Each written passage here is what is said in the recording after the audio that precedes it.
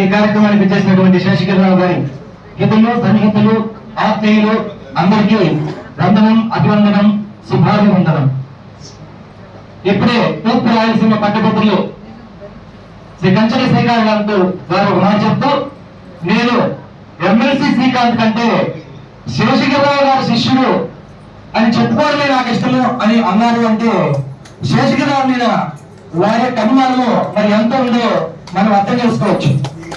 ఈ సందర్భంగా ఒక కవివరి ఇలా అన్నారు, సింహంలా సింహాసనం మీద కూర్చున్న రాజైన, సింహంలా సింహాసనం మీద కూర్చున్న రాజైన, నంది మార్బలంతో మందహాసం చేసే మంత్రైన, నంది మార్బలంతో మందహాసం చేసే మంత్రైన, కుచేలుడైన కుబేరుడైన, శిరస్సు వంచి పాదాభివందనం చేసే ఏకైక వ్యక్తి నువ్వు, అందులో మన శేషగిరిరావు ఉన్నారని గౌరవ ఎమ్మెల్సీ గారు ఎక్స్ప్లెయిన్ చేస్తారు. మరి శేషగిరిరావు ఆయన ముఖం వచ్చేసి చూస్తేనే ఎంతో సౌమ్యంగా కనిపిస్తారు. ఆయన ఆహార్యం కూడా అలాగే ఉంటుంది, మాట్లాడే విధానం అలా ఉంటుంది.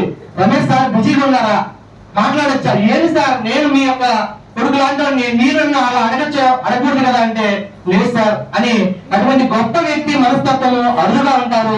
అందులో శేషగిరిరావు ఒకరని చెప్పక తప్పదు. ఈ సందర్భంగా వారి యొక్క ఆయురారోగ్యాలు, అష్టైశ్వర్యాలు కంటే ఆయురారోగ్యాలు సంతోషంగా ఉండాలని మనస్ఫూర్తిగా కోరుకుంటూ, ఈ సందర్భంగా ఇది ఒక కవిత, ఇది నేను రాసింది కాదు. రాత్రి వరకు కూడా మేడం గారు కాన్ఫిడెన్షియల్ గా పెట్టమన్నారు.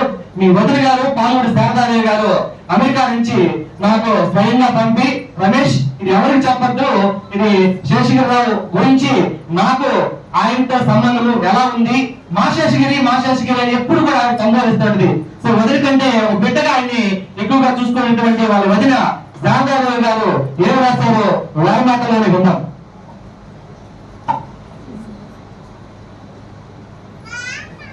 కట్టుపల్లి వారి వంశజులు, కరుణ రసరంజకులు శశిరావు గారు, పూజ్యులు కోటయ్య జాలమ్మ ముద్దు బిడ్డ ఈ గిరీషుడు, కల్లా కపటం కల్మషం లేని నిష్కల్మషపరుడు, అసూయ ద్వేషాలు అరమరికలు లేని శాంతపరుడు, కోపతాతాలు భేద భావాలు లేని సహనపరుడు, పంతాలు పట్టింపులు లేని నిరహంకారుడు, సుతుడు హితుడు చతురుడు ఆప్తుడు మా శేషగిరిరావు, అనురాగాలే ఆస్తులుగా, ఆత్మీయతలే అంతస్తులుగా, చిరునవ్వే చిరునామగా, ఆనందాహ్లాదాలే ఆనవాలుగా, గగన సీమను తాగేలా గిరి శిఖరంలా నిలిచాడు, కష్టాలెన్ని ఎదురైనా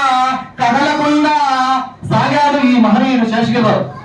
30 వసంతాలు నీ బోధన ఒక అద్భుత ప్రయాణం, మీరు నేర్పిన ఓనమాలు పిల్లల జీవితాల ఆభరణం, తరగతి గదిలో మీ ఓర్పు నేర్పు భావి పౌరుల భవితకు తీర్పు, సాధ్వి విజయలక్ష్మి సతిగా తోడురాగా, విజయలక్ష్మి గారు మిమ్మల్ని బాగా చెప్తుంది మీ చెల్లెలు, సాధ్వి విజయలక్ష్మి సతిగా తోడురాగా, సకల శుభములు తలకూరగా, సూర్య నిర్మల సూర్య నిర్మల సాయి హారికలు సంపదులుగా, శ్రీయాన్ విహాన్ వారసులుగా, మనవలు ఆ గిరీశుని కృపతో ఆరోగ్య శిల్లు కలగాలని, శత వసంతములు జరుపుకొని 100 హేమంతములు జీవించాలని మనస వాచ కర్మణ ఆకాంక్షిస్తూ పదవి విరమణ శుభాకాంక్షలతో మీ వదిన పాల్గొని శారదాదేవి